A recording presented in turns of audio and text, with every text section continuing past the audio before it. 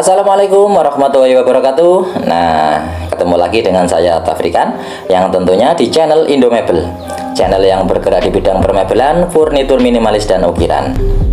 Dan seperti biasanya, sebelum kita timik-timik lebih jauh, bagi Pak E, Bu E, Mbak E, Mas E yang belum subscribe channel Indomebel ini, silahkan di subscribe. Supaya apa? Supaya nanti Pak E, Bu E, Mbak E, Mas E tidak ketinggalan video-video produk terbaru Indomebel yang pastinya tidak kalah keren dan wow.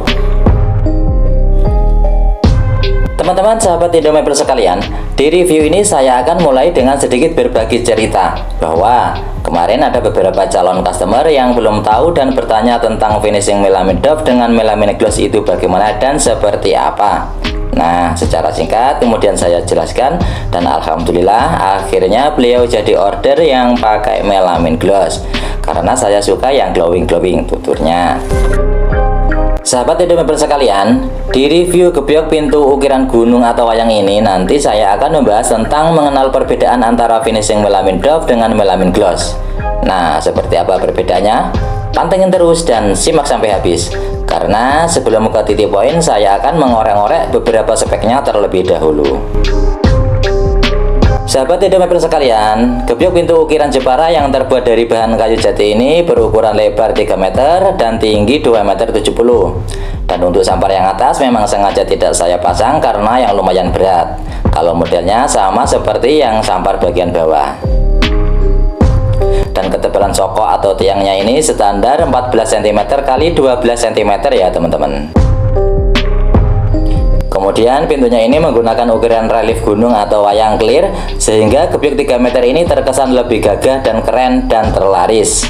Karena motif gunungan atau wayang ini paling banyak diminati dari berbagai kalangan. Meski biasanya juga ada yang lebih tertarik dengan motif lain dan yang bisa dipesan sesuai dengan keinginan. Untuk isen yang bagian samping ini, standar biasanya menggunakan full ukiran kerawang atau ukiran tembus. Namun juga bisa dipesan memakai kaca dan memakai engsel seperti yang terlihat di video ini ya teman-teman.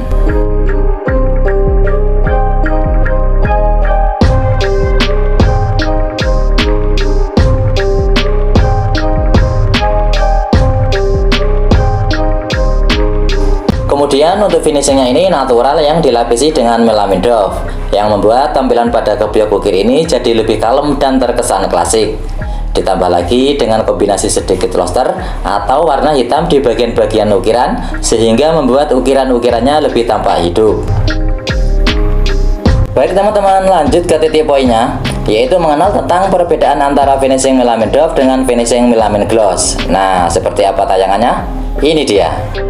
Setiap bahan dan proses finishing akan menghasilkan karakteristik furnitur tersendiri, seperti halnya melamin doff. Melamin doff yaitu bahan finishing yang memiliki karakteristik transparansi yang berfungsi sebagai lapisan pelindung bagian luar atau tampilan akhir finishing pada furnitur itu sendiri.